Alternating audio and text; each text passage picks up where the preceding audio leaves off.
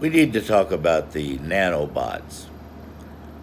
These aren't the nanobots that you see on YouTube on the that they're pictured as some little thing with the arms that reach out and some little tail that goes back to maneuver it around and eyes that no, these are the organic molecules that you remember your college organic chemistry class when the professor would draw out these large organic molecules that had various arms and different kinds of atomic configurations. The nanobots that they're injecting Al with is a 7 molecule arrangement of atoms. We've talked about one molecule, the magnetic one, is configured with an iron atomic arrangement like a cube, with arms in the x. If you're mathematician, you got the x, y, and z axis. So it has one arm that's plus and minus in the axis, and it's linked to another arm that's plus and minus in the y-axis, and then a third molecule atom that's linked plus or minus in the z-axis, and that gives you the ability to move them about and orient them and collect them in arrangements with the very intense magnetic fields. It's not the kind of magnetic field somebody going up behind Al and putting a horseshoe magnet. It's not going to disturb it. It takes a very intense magnetic field, like in an MRI that you get.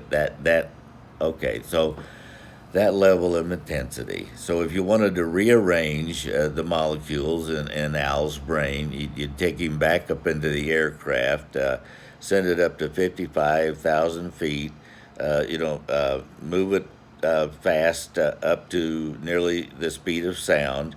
And there's something about moving it that fast that the aircraft moving through the air helps generate the magnetic field. And of course, you're at that atmosphere, you're at that altitude, so you're outside of any jurisdiction. Because these trials, you call them clinical trials, but they're really human experiments.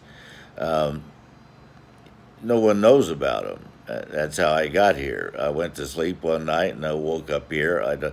But they found out that I knew what was going on. So, yeah, so what happens to people that know too much? They just aren't there anymore. Like Al. Uh, Al, uh, Al was burned to a crisp and he's home, right? He's dead and buried. Nobody's looking for him. He's a disappeared individual. Okay, but anyway, getting back to this subject. The the other molecule, we've talked about it improves the electrochemical uh, action at the synapses so that the synapses of the nerve cells can pass along more energetic electrical signals in more abundance. And then the second molecule is designed to increase the permeability of the nerve cell membrane so that the nerve cell can take on much more nourishment than ordinary and expel most more waste products than ordinary. So its vitality is enhanced, increased to a great degree. The other molecules we haven't talked about yet, but the fourth molecule is designed to go into the cell nucleus and work with the DNA. In fact, you can think of it, it does a spell check on the DNA change, but you need a partner molecule with it to unfold the DNA because the DNA in the cell nucleus is folded up. So one molecule works to unfold it, like when the RNA unzips the DNA for a cell replication. So one nanobot unfolds it, the other partner nanobot walks along, spell checks the DNA, and then the last pair. I gotta get. I gotta think about that a minute. I'll talk about the last two in a little bit, and then the other thing. Everybody's not everybody. Some of the girls have been talking about what happens with Al when he finds out he's lost his wife. Well, not much. Men don't talk about that kind of thing. They get drunk. They uh, you know, World War One, everybody got shell shocked. They didn't talk about what happened in action. World War Two, not much different. The guys just got really quiet. But Vietnam War, the veterans came back with PTSD, and at that time there was women's liberation, and the women would get together in groups and talk about stuff. And that started the men talking about what happened and how they were traumatized. And let's get to that just a minute.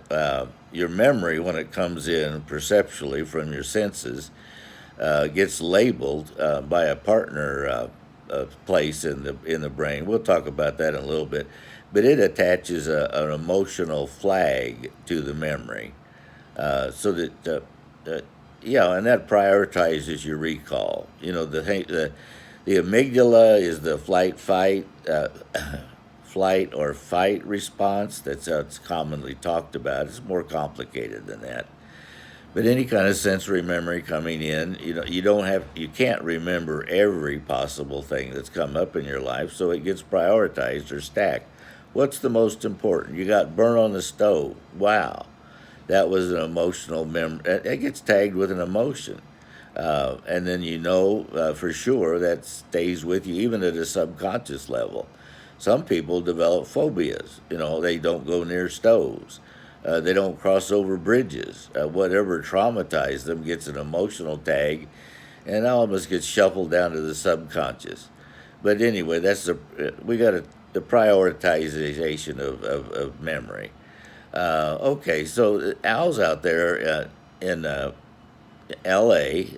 With a beautiful woman, going out to dinner every night, having a breakfast every morning, and then going out with other members of the clinical trials, and having the experiences in the countryside, La Brea tar pits, or going hiking, or down in Venice Beach. The point is that the memories that he's accumulating out there are also prioritizing according to the emotional content. So there's a socialization that has to go on in order to open up or broaden the memories that get stored or are restored in Al's brain. After all, we're looking for a cure for Alzheimer's, dementia, Parkinson's disease, brain disorders. So reorganizing the brain and adding new experiences requires a socialization and not a traumatic clinical experience.